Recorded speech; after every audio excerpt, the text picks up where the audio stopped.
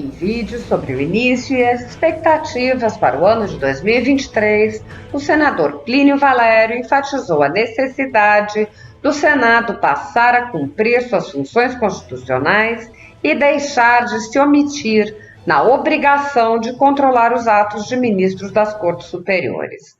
O senador afirmou: em 2023, a gente espera tratar daquilo que a gente deixou pendente, enfrentar mesmo as questões que temos que enfrentar, principalmente o que a população brasileira está querendo, que a gente possa fazer algo em relação aos desmandos, à usurpação que o Supremo Tribunal Federal faz em relação ao Legislativo.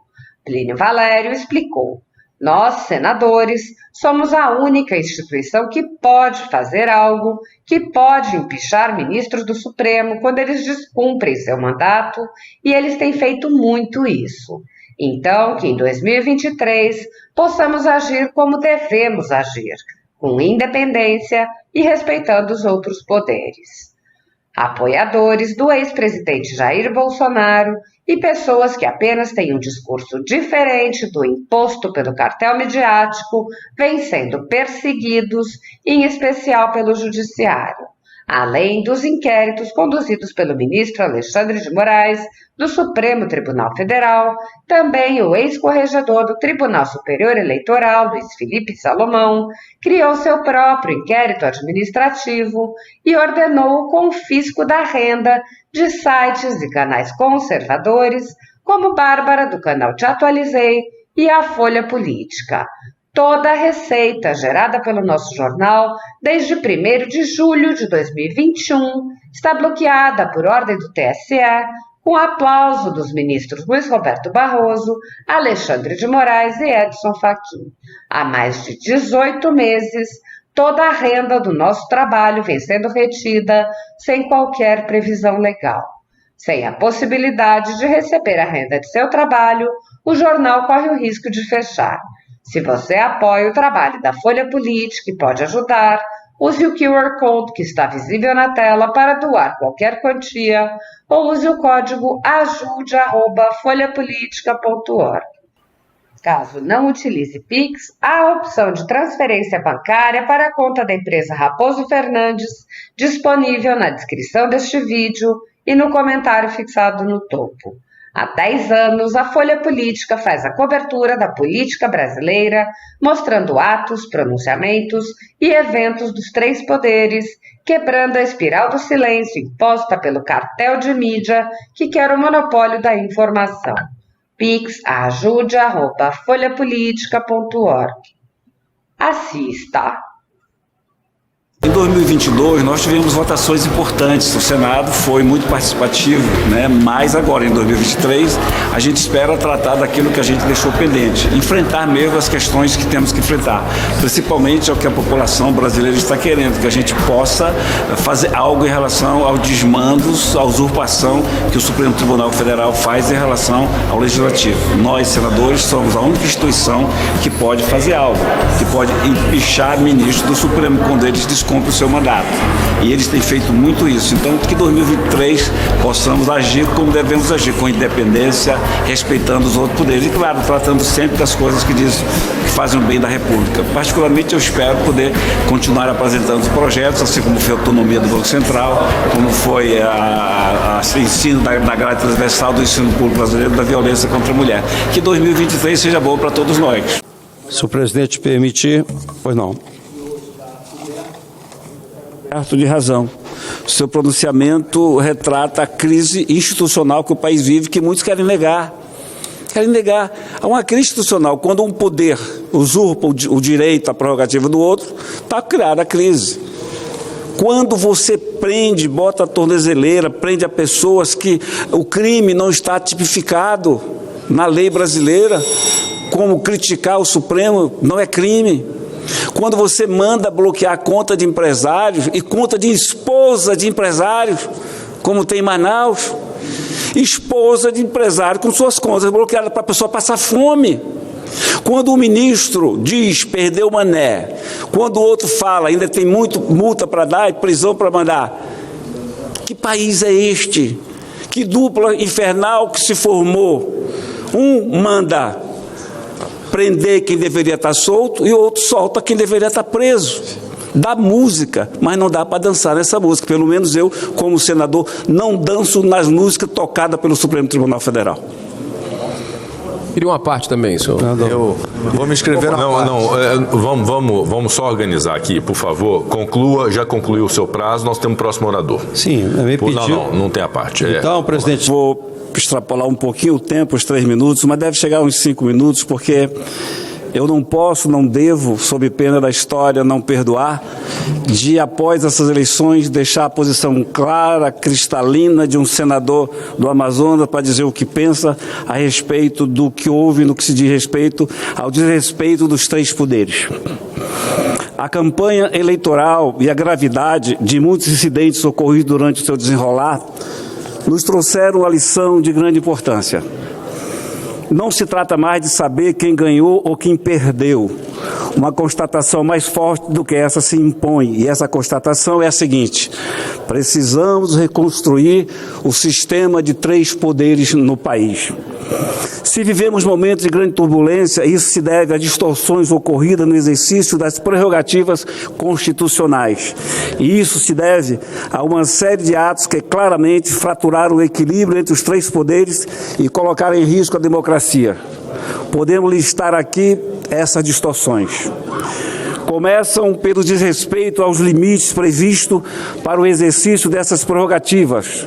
Seguem-se o aparelhamento dos tribunais, as medidas tomadas para calar ou para comprar a mídias, as restrições às liberdades civis. Esse risco da destruição da ordem jurídica foi exposto em artigo pelo professor Carlos Alberto de Franco, que é um jurista liberal e um dos maiores estudiosos da liberdade de imprensa do Brasil.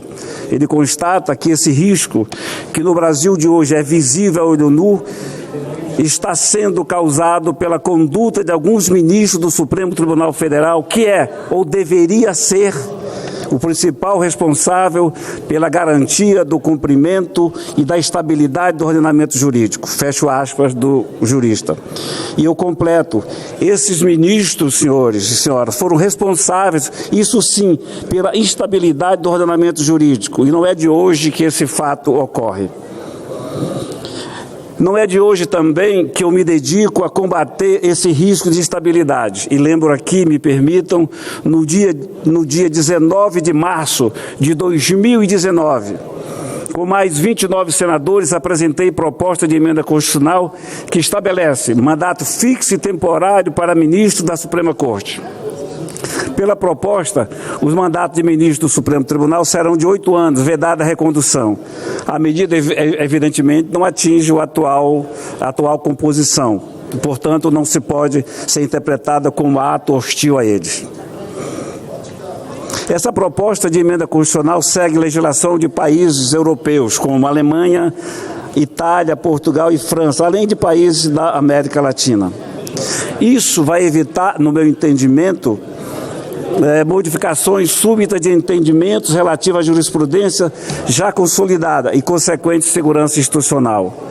O atual Supremo Tribunal Federal criou uma nova figura legal que eu chamei daqui e repito, o cavalo de pau jurídico. Aquelas mudanças repetidas na jurisprudência estabelecida por conta do humor de um ou de 2 ministros é o suficiente para se mudar tudo que se fez no país. Não há aí, ao contrário do que ocorreu no período eleitoral, um conflito entre poderes. Ao contrário, reconhecemos todos que o cumprimento estrito do artigo 2º da Constituição, aquele que define os poderes da União e os classifica como independentes e harmônicos entre si, representa a garantia da institucionalização do regime democrático e, em consequência, a prevenção de aventuras que tragam perigo a essa mesma democracia pela qual tanto lutamos. Vamos reconhecer, nestes últimos tempos, os poderes da nossa República não foram independentes e, principalmente, não foram harmônicos. Vou repetir o que já disse aqui dessa tribuna. O inciso 2º do artigo 52 da Constituição diz que compete privativamente ao Senado Federal processar e julgar os ministros do Supremo Tribunal Federal nos crimes de responsabilidade. Temos dezenas de pedidos de impeachment envolvendo o ministro do Supremo. nenhum foi examinado seriamente, votá-los nem pensar. Portanto, estou aqui, e me desculpem, cobrando que o Senado faça a sua parte. Vale a pena aqui ler o artigo que diz, o artigo 39 da Lei 10.079, de 1950, que define à perfeição os crimes de responsabilidade de ministro da Corte. Você, brasileiro, você, brasileira, pode tirar suas conclusões, que eu vou ler aqui o artigo 39. São crimes de responsabilidade dos ministros do Supremo Tribunal Federal. 1. Alterar por qualquer forma, exceto por via de recurso, a decisão ou voto já proferido em sessão do tribunal. Isso a gente vê constantemente. Mais recente foi uma ministra. 2. Proferir julgamento quando por lei seja suspeito na causa. Hoje tem ministro denunciando, julgando e condenando. 3. Exercer atividade política partidária, o que se vê é ministro sendo partidário. 4. Ser patentemente dissidioso no cumprimento dos deveres do cargo. Está cheio deles fazendo isso. 5. Proceder de modo incompatível com a honra, dignidade e decoro de suas funções. E eu posso citar aqui pelo menos 3 ministros que podem ser enquadrados em todos esses artigos. Final, agradecendo a sua paciência. A essa sequência de violações somam-se outras que decorrem de práticas abusivas causadas por distorções nas normas internas dos tribunais superiores. Foi assim, olha só, senador, que o Supremo Tribunal Federal encontrou no início do ano, portanto já está defasado, nada menos do que 377 julgamentos suspensos por pedido de vista dos ministros. É uma distorção tremenda, e eu vou citar aqui pedido de vistas antigos, de 3 ministros. Roberto Barroso tem um pedido de vista que já vai completar 6 anos. Alexandre de Moraes vai completar um pedido de vista de 2 anos. E o ministro Fachin de quase 2 anos. Pasme, e eu encerro. Julgamentos parados por pedido de vistas. Alexandre de Moraes, 53 pedidos de vista em aberto. Roberto Barroso, 43 pedidos de vista em aberto. Edson Fachin, 8 pedidos de vista em aberto. Aqui, quando a gente pede pedido de vista, nós cumprimos a lei. O que dizer de um tribunal responsável para fazer cumprir a lei que não cumpre sua própria lei? Portanto, estou fazendo isso e repito. Finalizo reafirmando que os senados e senadores, nós temos que agir. Motivos não faltam. Motivo não falta. Eu citei aqui. Nós temos essa prerrogativa. A população brasileira nos cobra uma ação e uma atitude. Portanto, o pedido que faço, a cobrança que faço, a relembrança que faço aqui é de que nós, senadores, estamos no dever moral de fazer cumprir a Constituição e colocar determinado ministro em seu lugar, botar um freio no Supremo Tribunal Federal, que pode muito, mas não pode tudo.